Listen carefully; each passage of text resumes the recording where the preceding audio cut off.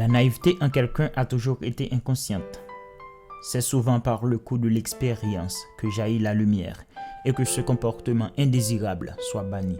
Aussi étonnant que ça puisse paraître, j'ai choisi d'être naïf. Pas hypocrite, ni extrême altruiste, juste naïf dans sa manifestation classique. La raison est que je voulais comprendre pourquoi Haïti ne fait que continuer à s'approfondir dans la misère, la pauvreté et la stupidité. Les données scientifiques ne laissent aucun nombre de doutes. Les rumeurs sociaux, des preuves accablantes expliquent les raisons de la situation catastrophique de mon pays, Haïti. Je ne pouvais pas accepter ces explications car il devrait y avoir quelque chose de plus profond, quelque chose d'inexplicable. Ça ne pouvait pas être la religion. Nous ne sommes pas les seuls religieux sur la terre, encore moins diaboliques ancestrales. Ce sont les actions échouées qui devraient certifier cette approche. Je laissais ma naïveté me conduire et jamais aucune logique persuasive, rationnelle n'a pu me convaincre. Ma question était simple. Pourquoi Haïti ne puisse pas progresser? Toutes les explications disponibles se fondent sur des statistiques scientifiques et sociales, primant la logique majoritaire. Elles sont irréfutables, certes, mais moi, ce qui m'a souvent convaincu, c'est le principe de la minorité. Si les diables empêchent le pays d'avancer, mais pourquoi des Haïtiens avancent dans leur vie personnelle? L'égoïsme est peut-être la cause. Si c'est le cas, soyons tous égoïstes alors. Si les blancs sont ceux qui nous empêchent de progresser et les noirs qui avancent, soyons aussi forts que ces noirs. Ou suivons le modèle des blancs. Les blancs ne se contentent pas surtout d'être des oppresseurs, mais ils sont des obsédés du progrès. Est-ce vraiment le problème éducationnel multidimensionnel et les brillants intellectuels du pays? Le chiffre n'est pas si convaincant, mais il y en a quand même. Je n'ai pas la prétention de réfuter des preuves qui ne cessent de faire ses preuves depuis notre histoire. Ce serait carrément une quête suicidaire. Cependant, ma réflexion m'a au moins fait comprendre. Si au milieu de ce chaos, il existe une étincelle qui fait le chemin dit positif, que cette étincelle ait été planifiée ou hasardeuse, ça me prouve que de bonnes choses sont possibles. Il suffit juste d'appliquer le comment. Je suis comme tout le monde, élève d'une société, d'une époque, cette époque très avancée d'ailleurs. Si je tente d'expliquer comment faire pour développer Haïti, je ne ferai que reprendre des arguments qui ont été avancés par d'autres, bien plus formés, plus expérimentés et plus sages que moi. Je suis plutôt dans une démarche explicative de là où les raisons qui nous empêchent d'avancer. Et voici ma découverte. La vraie raison, l'unique raison qui empêche Haïti d'avancer selon moi, c'est le paradoxe intrapersonnel. C'est une théorie. Elle s'applique dans tous les domaines de la vie d'une société. On peut se demander, c'est quoi ça? En fait, le paradoxe intrapersonnel, c'est un conflit permanent qui existe à l'intérieur de l'individu haïtien. C'est héréditaire. Je dis bien héréditaire et non génétique. Ce conflit provient dans le fait qu'on se remplit des autres au lieu de se remplir de soi.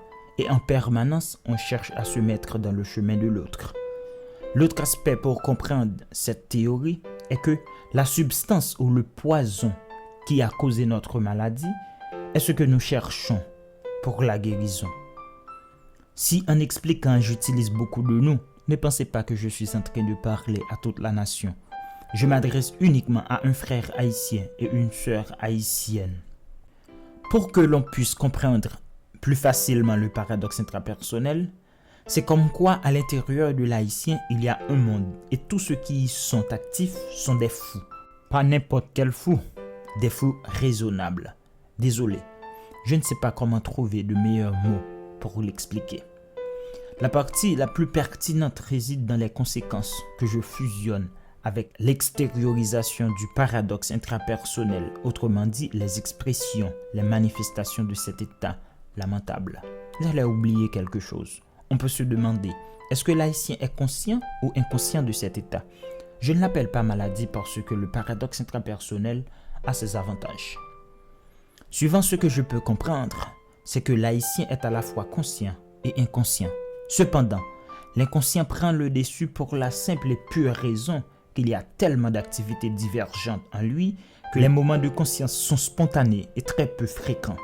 Avant de passer aux manifestations du paradoxe intrapersonnel, je dois dire, dans ce monde, au fond de l'être, tous les êtres sont égaux et égoïstes, dotés de diverses puissances, mais d'intensités identiques. La première des conséquences majeures, catastrophiques, incompréhensibles même, c'est que la personne s'aime plus que tout dans l'univers et ne sait ni comment se le prouver, ni se sent obligé de se le prouver. Deuxième conséquence, tu aimes l'autre tout simplement et profondément, mais un petit défaut t'empêche d'apprécier ses grandes qualités qui sont de loin plus importantes que ses défauts. L'inverse est aussi vrai. Tu l'aimes tout simplement et profondément, mais une petite chose intéressante t'empêche de le punir ou reconnaître ses défauts qui sont tout à fait intolérables. Troisième conséquence, c'est ma préférée. Je pense que tout le monde est passé par là, au moins une fois dans sa vie, dans cette catégorie du paradoxe intrapersonnel. Souvent, tu sais ce qu'il faut faire. Tu es en mesure de faire ce qu'il faut faire, dans la position de faire ce qu'il faut faire. Mais pour une raison, je ne sais absolument de quelle origine, tu ne le fais pas.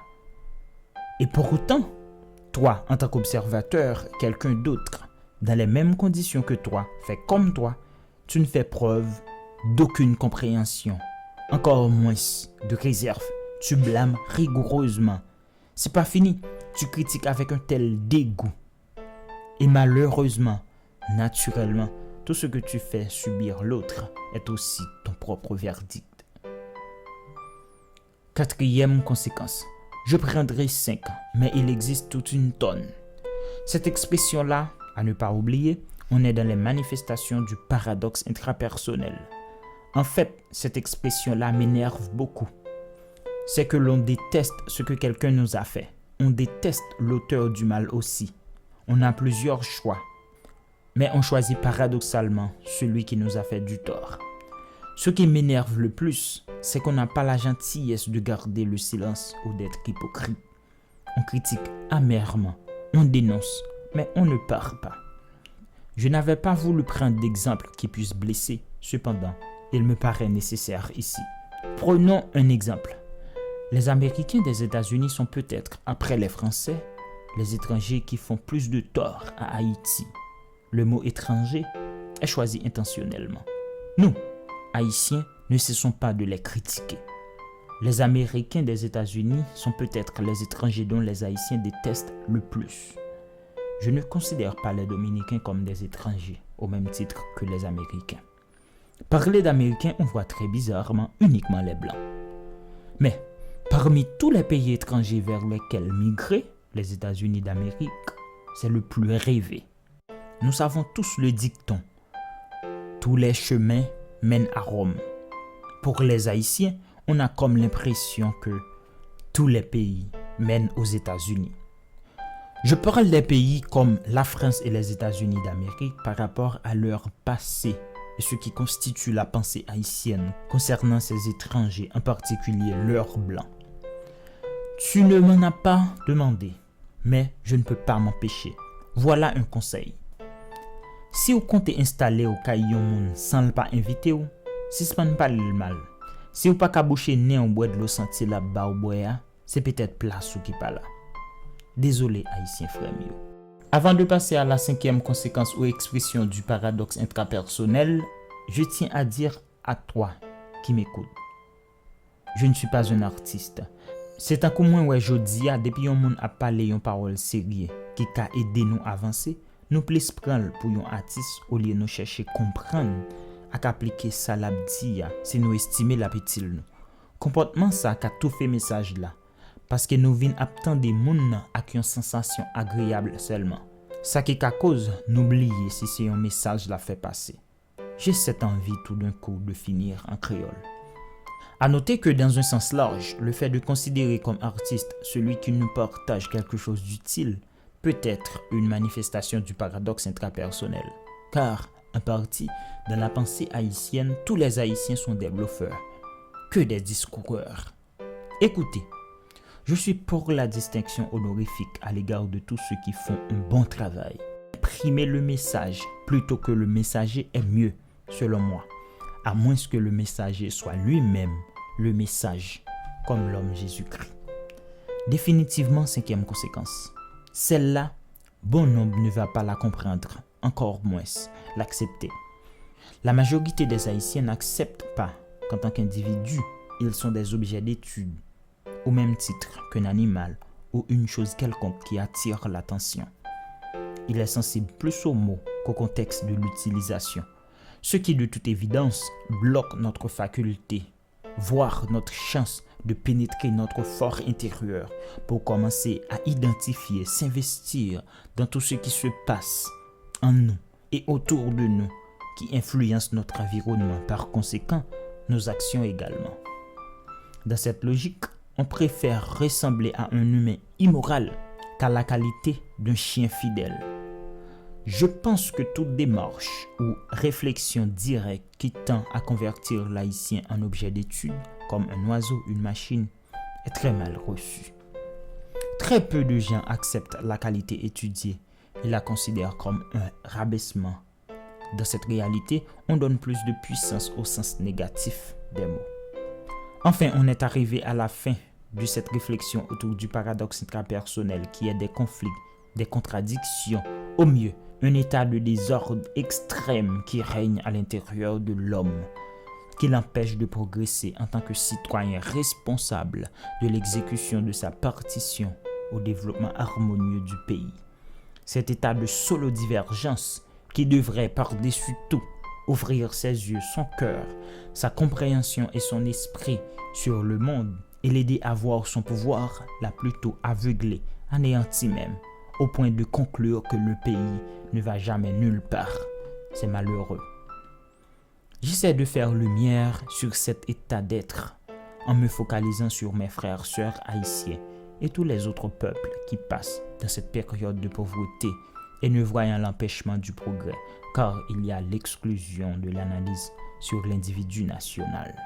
J'invite chaque personne à chercher la paix en lui-même, c'est l'idéal.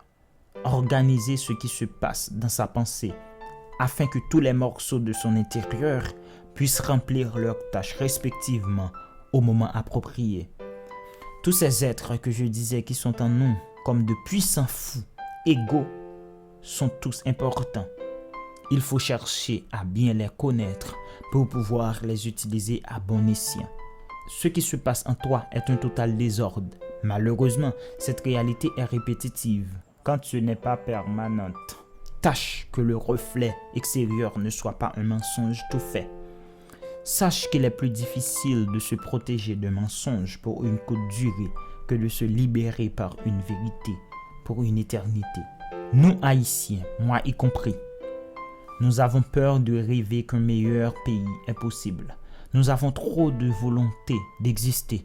Cela ne produit que la subsistance. Nous donnons trop de pouvoir aux autres sur notre propre progrès. Nous nous précipitons trop vers les voies de facilité. Nous attendons un changement que nous ne savons même pas décrire.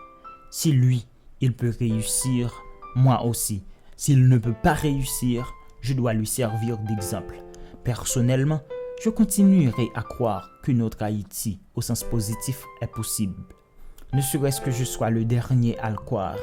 Et la moindre chose que je puisse faire en cohérence à cette croyance, je n'hésiterai pas. Pour commencer dans la quête d'équilibre en moi, je vous fais une confession. Normalement, ce message devrait être diffusé premièrement en créole haïtien, car je m'adresse avant tout à un frère et une sœur haïtienne. Et m'obliger à prendre un bois français, sinon, il ne peut pas manifester intérêt pour le message là. Nous sommes honnêtes avec nous. Nous-mêmes tout, fait pareil. Salut les amis. Mon identité importe peu. Ce message peut être utile contre le paradoxe intrapersonnel. Il faut s'en servir.